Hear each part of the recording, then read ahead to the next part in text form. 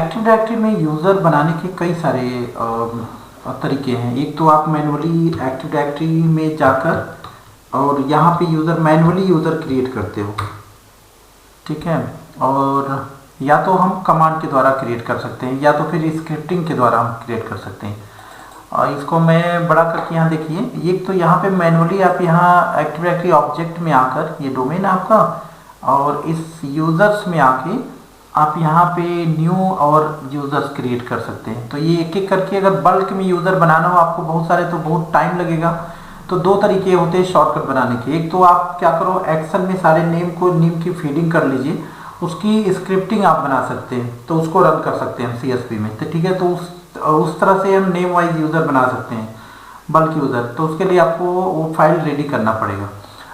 दूसरा तरीका होता है आप लूप का यूज़ कर सकते हैं। लूप के द्वारा हम मल्टीपल यूज़र कमांड के द्वारा हम बना सकते हैं। कमांड में आप लूप का कमांड चला सकते हो। तो मैं कमांड के द्वारा आपको दिखाता हूँ कैसे क्रिएट करना, कैसे डिलीट करना है, और कई सारे जो यूज़र्स हैं उनको अलग अलग OU में कैसे शिफ्ट करना है, अलग अलग डिपार्टमेंट अगर है। तो सबसे पहले मैं कमांड के द्वारा आपको यूज़र बनाना और डिलीट करना बताता हूँ। CMD में हम जाएंगे और यहाँ पे कमांड देना है, और फॉर लूप का यूज़ करेंगे हम लोग। तो फॉर /l लिखना होगा आपको, और यहाँ पे हमें एक वेरिएबल लेना रहेगा, ठीक है। तो %i लिख देंगे हम, और ये इंटीजर वेरिएबल इंटीजर रहेगा। ब्रैकेट में इसको डिक्लेयर करना रहेगा हमें। तो ये स्टार्टिंग कहाँ से हो रहा है, ये यहाँ पे स्टार्ट हो रहा है 1 से, और एक के बाद दूसरा, मतलब जो भी नाम हम देंगे, यूज़र देंगे तो user1 user2 ऐसे। अगर यहाँ 3 दे देंगे तो user1 के बाद 3 आएगा, यूज़र यहाँ 5 दे देंगे यहाँ तो user1 के बाद 5 आएगा, फिर 10 आएगा। जितने जितने गैप देंगे वो आता रहेगा, ठीक है। तो जितना गैप देना हो वो यहाँ पे मिडल में मेंशन करना है। और टोटल नंबर ऑफ यूज़र कितने क्रिएट करने, सपोज हमें 50 यूज़र क्रिएट करने, तो मैं यहाँ पे 50 लिख दूंगा, और यहाँ से मैं ब्रैकेट को क्लोज कर दूंगा। इसके बाद डू नेट यूज़र,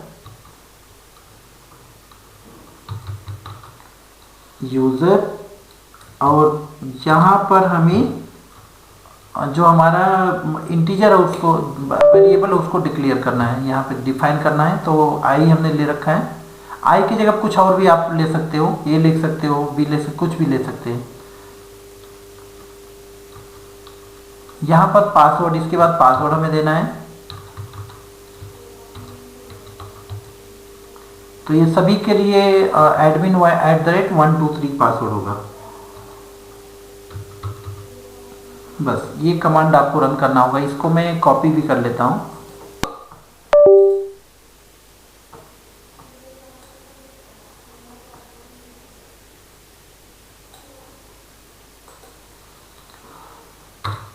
इसको मैंने रन कर दिया, देखिए। और अब आप आके देखो यहाँ पर, तो आपको ये सारे यूज़र मिलेंगे। जस्ट रिफ्रेश करना है आपको।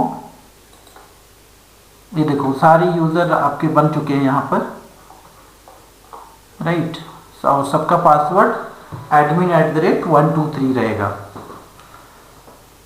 ये जो कमांड है इसको मैं इस जो वीडियो YouTube पे आएगा उसमें मैं इस डिस्क्रिप्शन में छोड़ दूंगा इसको, ठीक है। डिस्क्रिप्शन में रहेगा, वहाँ से अगर आप भूलते हो तो इस कमांड को आप वहाँ से कॉपी कर लीजिए या नोट डाउन कर लीजिए। अब इसको हम क्या करते हैं, डिलीट करके आपको दिखाते हैं। ये सारे यूज़र को एक ही झटके में हमें डिलीट करनी है, तो उसके लिए हमें एक कमांड देना रहेगा। सेम यही कमांड रहेगा, कुछ चेंजेस करना रहेगा आपको इस कमांड में। तो यहाँ पे हमें क्या करना है, ऐड की जगह पहले तो हमें डिलीट कर देना है। ऐड के जगह को डिलीट कर देना है, और पासवर्ड हटा देनी है हमें। ये देखिए ये सारे यूज़र डिलीट हो चुके हैं, फिर से सभी यूज़र डिलीट हो गए, राइट। तो इस तरह से हम यूज़र क्रिएट कर सकते हैं, डिलीट कर सकते हैं।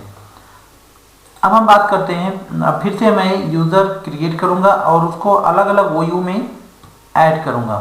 तो यहाँ पे फिर से मैंने वही यूज़र क्रिएट कर रहा हूँ। जैसे देखो सारे यूज़र बन चुके हैं। यहाँ पर जस्ट रिफ्रेश करूँगा,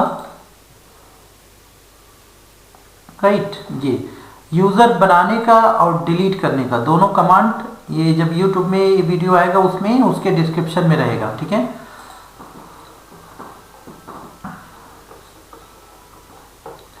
अब यहाँ से OU हम बना लेते हैं, अलग अलग OU, और उसमें इन सभी यूज़र को शिफ्ट कर देते हैं। अलग अलग डिपार्टमेंट है।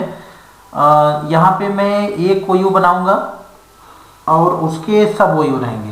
तो एक मैं दे देता हूँ यहाँ पे ICNT Academy PVT LTD,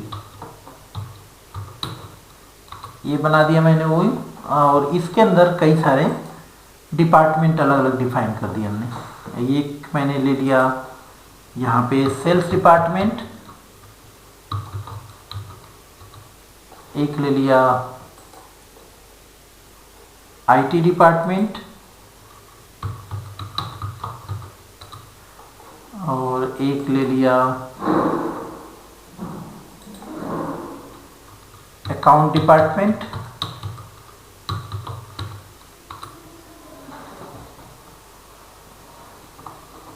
ठीक है। तो ऐसे अलग अलग हम डिपार्टमेंट ले लेंगे। और सबसे इम्पोर्टेंट डिपार्टमेंट जो होता है उसको तो मैंने नहीं लिया, HR डिपार्टमेंट। तो HR डिपार्टमेंट ये रहेगा। तो अलग अलग डिपार्टमेंट हमने ले रखा है। और यहाँ से अब हम लोग क्या करेंगे, यूज़र को शिफ्ट कर सकते हैं। अब यहाँ पे देख के कौन कौन यूज़र किस पे बिलोंग करता है, मैं तो सिंपली यहाँ से ले लेता हूँ ऐसे।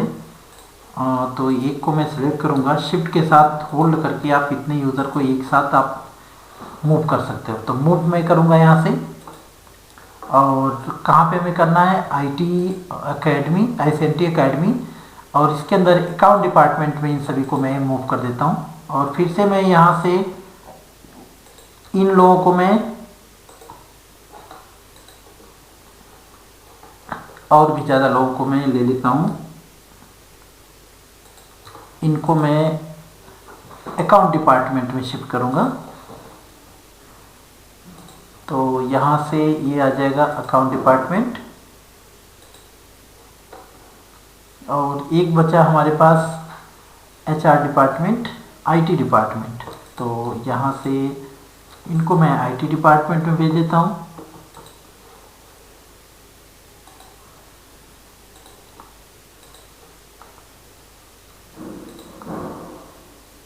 और लास्ट में इन लोगों को मैं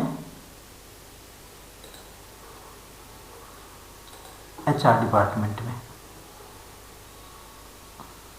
आई थिंक सेल्स डिपार्टमेंट बाकी है क्या, अच्छा देख लेते हैं।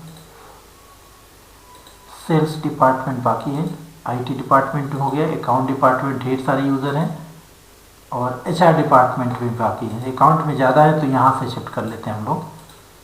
इन सभी लोगों को हम यहाँ से HR डिपार्टमेंट में भेज देते हैं। तो कहीं से कहीं हम यूज़र को मूव कर सकते हैं, ठीक है। कहीं मतलब एक पूरे फॉरेस्ट में जो यूज़र रहेगा वो दूसरी जगह नहीं रह सकता है। ये चीज़ बहुत अच्छी तरह से समझना है आपको। मतलब डुप्लीकेट सेम नेम से वो यूज़र नहीं रह सकता है, क्योंकि स्कीमा मास्टर इसके लिए रिस्पॉन्सिबल है ना, तो वो समझेगा नहीं अगर आप दूसरा, वो वहीं पे रिजेक्ट कर देगा। दूसरा हमारा बचा है सेल्स डिपार्टमेंट, ये लो।